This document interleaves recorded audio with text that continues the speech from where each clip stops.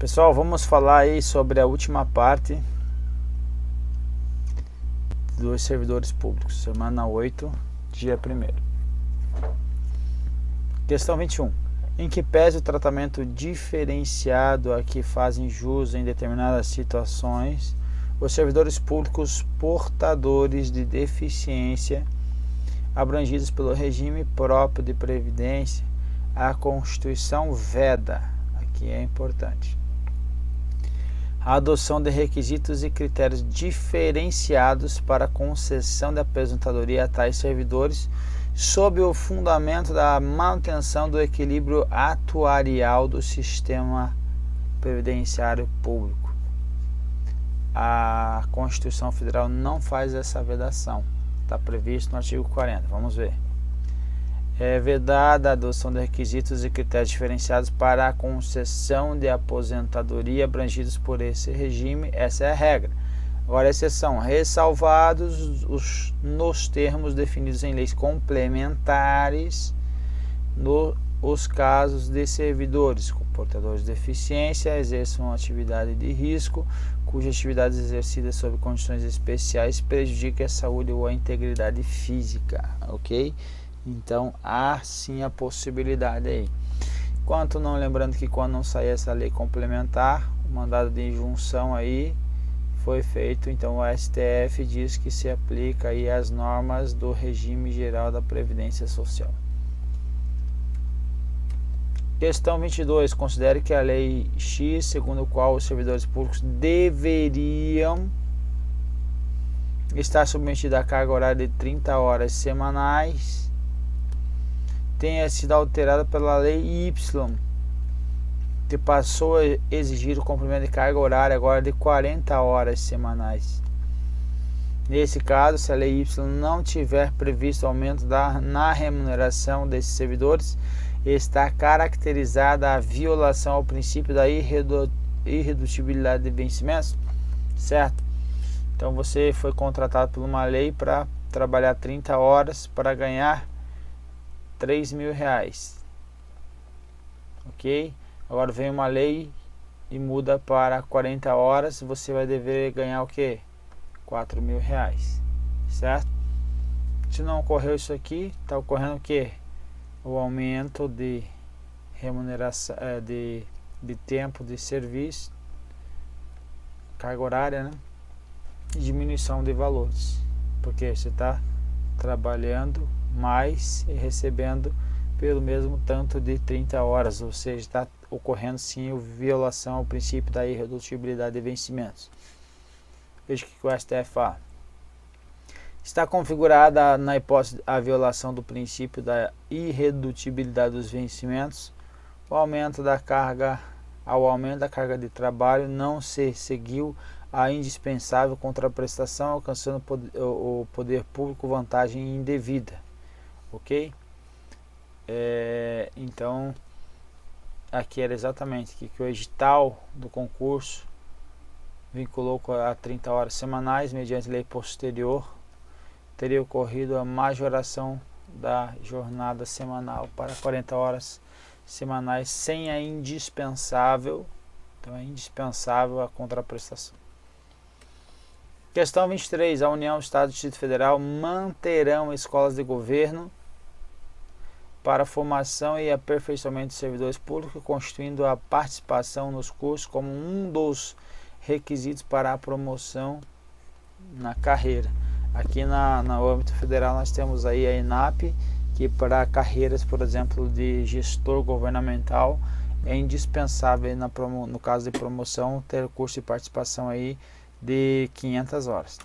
Isso aí na carreira do gestor. Mas veja, a União, os estados e o Distrito Federal manterão, veja que não tem municípios aqui, ok? Não tem como exigir dos municípios, porque dada a precariedade aí do serviço público aí no âmbito do município. Eu exigi ainda mais aí formação e aperfeiçoamento nas escolas, aí vai ser pegar pesado demais. Então, as escolas de governo para a formação e aperfeiçoamento de servidores públicos, constituindo-se a participação nos cursos um dos requisitos para a promoção na carreira, facultada para isso celebração de convênios ou contratos entre os entes federados. Ok? Correto, portanto. A título de exemplo, esses tempos aí eu estava ministrando aula lá para o CONSAD, que é o Conselho de Administradores aí do governos estaduais, pela ENAP, ok?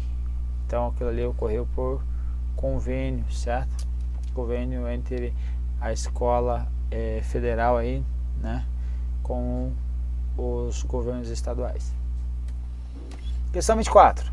Atualmente, em razão de decisão do STF, a União, os estados, Distrito Federal e municípios devem instituir, no âmbito de suas competências, regime jurídico único e planos de carreira para servidores de administração pública direta, das autárquicas e das fundações públicas. Correto.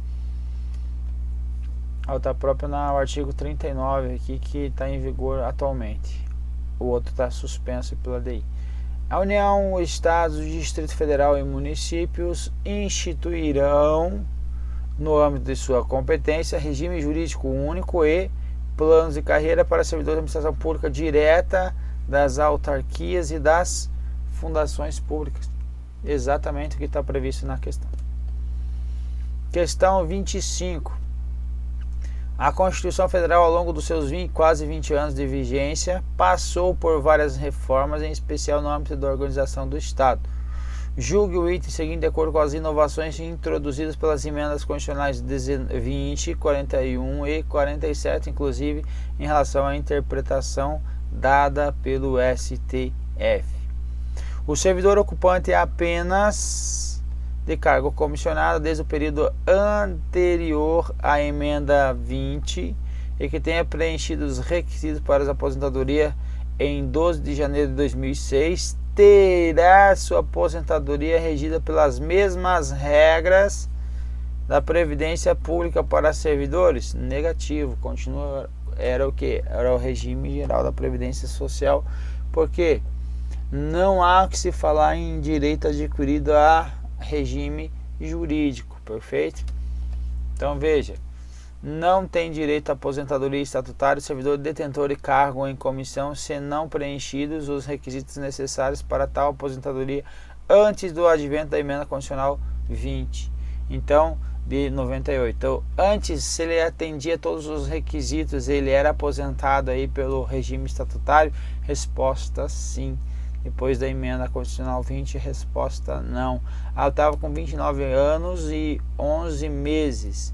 Você tem aí direito adquirido? Resposta não. Não tem direito à aposentadoria estatutária. Ok? Questão 26. Os magistrados integrantes do referido Tribunal Regional, então aqui em cima, no ano 2006, foram encaminhados ao TCU para fins de atos de emissão de pessoal e aposentadoria de magistrados e servidores do Tribunal Regional e integrantes do Poder Judiciário Federal.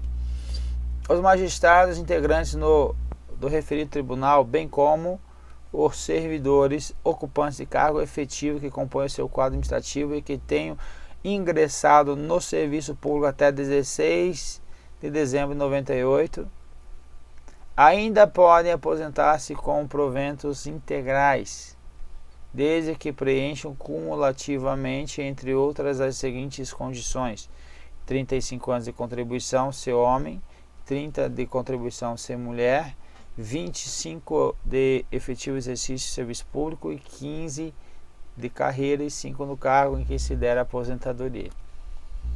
Esse daqui é a regra geral, tá? A regra geral que serve para quem? Obviamente para os servidores. A emenda constitucional 41 trouxe aí que para os magistrados, o tempo, obviamente, para os magistrados, né?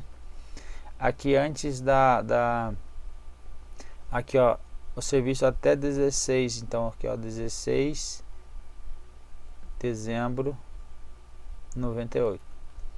Para trás aqui, tudo que o magistrado trabalhou vai ter, então, vai ser X anos que multiplica 1 mais 17%.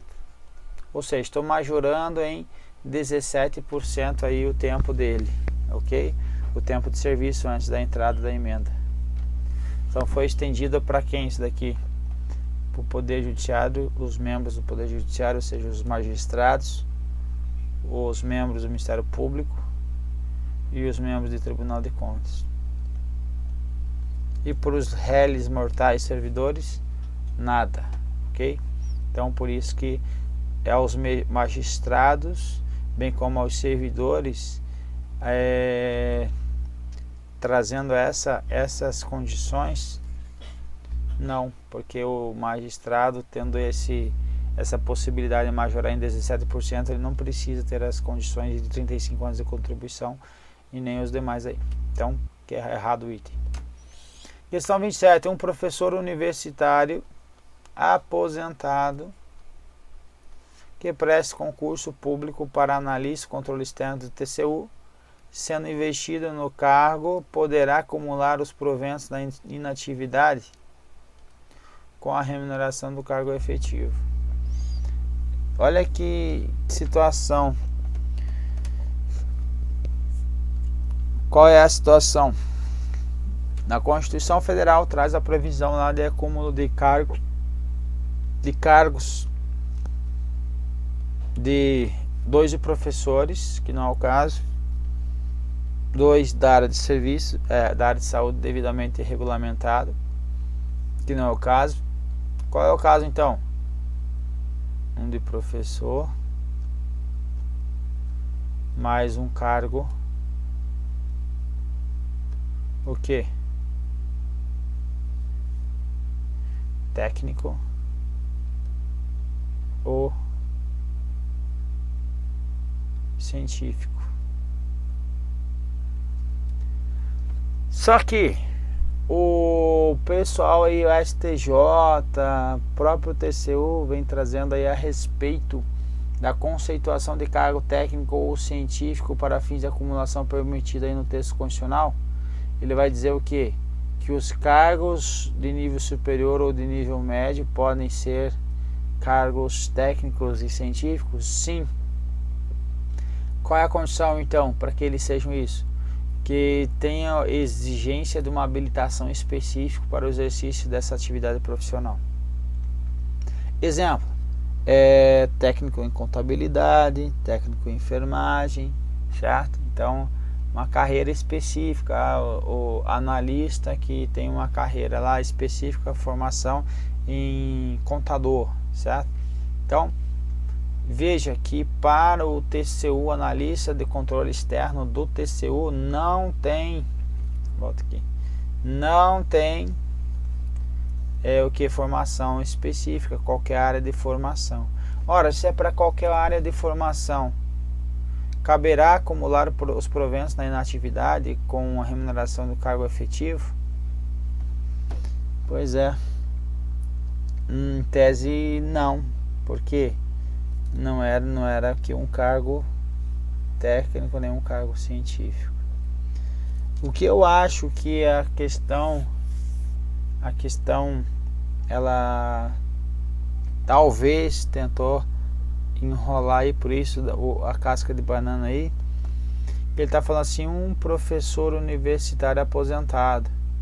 Ele não está dizendo que é um cargo público de professor, porque o que não pode acumular são cargos públicos. E aqui ele não está dizendo se esse professor aqui, esse professor universitário, ele está aposentado, mas ele pode ser da iniciativa privada, aposentado no ICUP, da UDF, agora quer ser analista de controle externo do TCU. E aí, entendeu o que eu estou querendo dizer? Então nesse caso ele poderia. Então é isso, eu acho que é esse caso que ele entendeu, porque senão o controle externo, aí analista de controle externo, ele não é um cargo técnico nem científico. Mas enfim, então fica aí o alerta que pode ter sido considerado aí o cargo analista de controle externo pelo CESP como cargo técnico ou científico também. Então atenção nessa questão aí. Questão 28. Manuel é agente da Polícia Federal. Manuel não pode ser remunerado mediante subsídio, pois essa forma de remuneração é reservada aos ocupantes de cargos eletivos e de cargos comissionados. Não, tá errado. Olha só, tem dois erros. Vamos ver. O membro de poder, o detentor de mandato eletivo, aos ministros de Estado, secretários estaduais e municipais serão remunerados exclusivamente por subsídio fixado em parcela única, vedada acréscimo de qualquer gratificação adicional, abono, prêmio, verba de representação ou outra espécie remuneratória. Ponto. Obedecido aos dispostos no artigo 10º e no 11º. Perfeito. Aí é o teto constitucional principalmente. Agora o parágrafo 8º vai falar que a remuneração dos servidores públicos organizados em carreiras poderá ser fixada nos termos do parágrafo 4º. O parágrafo 4º está falando o quê? Sobre subsídios. Então, servidores públicos organizados em carreiras estão excluídos aí quem? Os comissionados. Então, veja, voltando aqui, ó, os cargos eletivos e de cargos comissionados. É reservados a ocupantes de cargos eletivos, cargos comissionados. Ele engloba todos. Ó, aqui é cargo eletivo. Ministros de Estado, secretários e municípios são remunerados exclusivamente por subsídio. Esses outros são cargos comissionados? Pode ser considerado cargo comissionado ou cargo de natureza especial, nem cargo comissionado ele não é considerado. Mas mesmo que fosse, por alguns autores, considerado cargo comissionado, não são todos, são só alguns. Mas eles de fato são cargos de natureza especial, ok? Então a questão está errada, não tem como estar certo.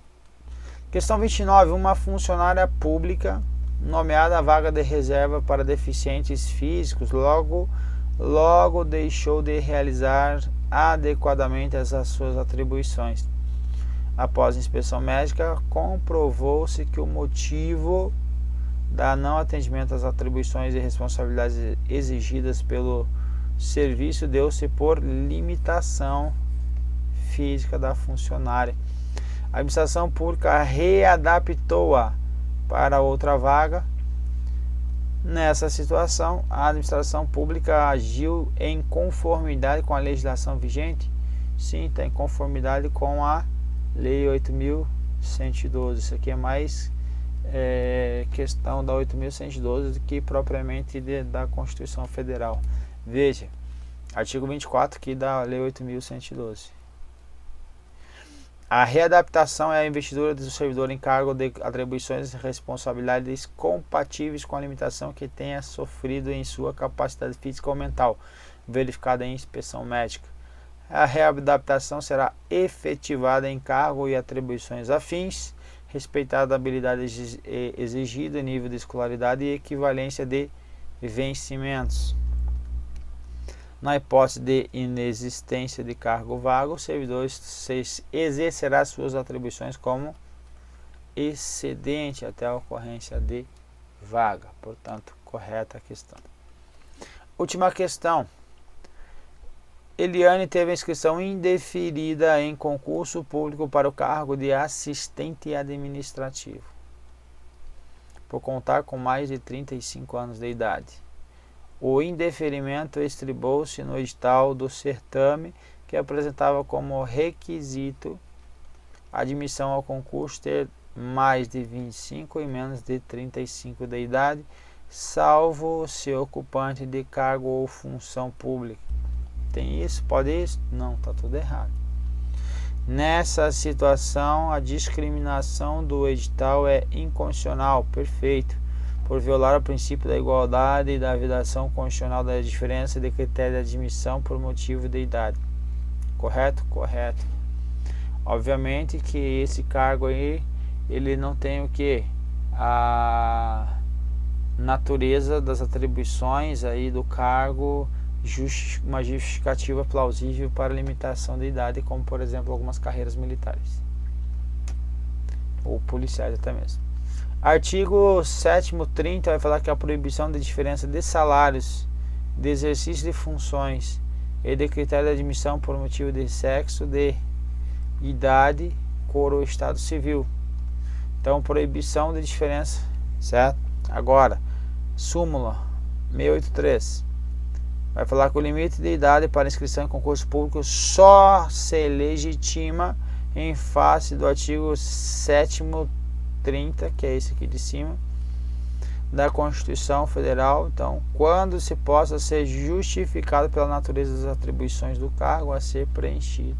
Então, o gabarito está correto, porque a discriminação do edital é inconstitucional. E assim terminamos aí a bateria. Um abraço e até a próxima.